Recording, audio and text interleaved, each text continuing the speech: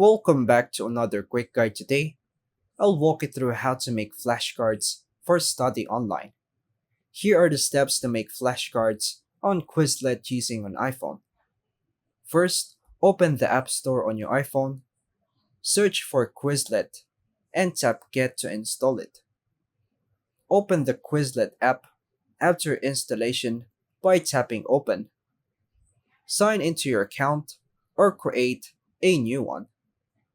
On the bottom menu, tap Create. Select Flashcard Set. Here, tap Create manually to begin making flashcards. Type a title for your flashcard set. Tap to add a description. Tap the first flashcard field and enter your term. Tap the next field and enter the definition.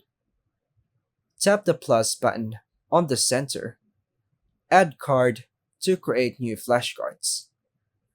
To add images, tap the image icon. Double check your terms and definitions. And tap checkmark in the top right corner to save your flashcard set.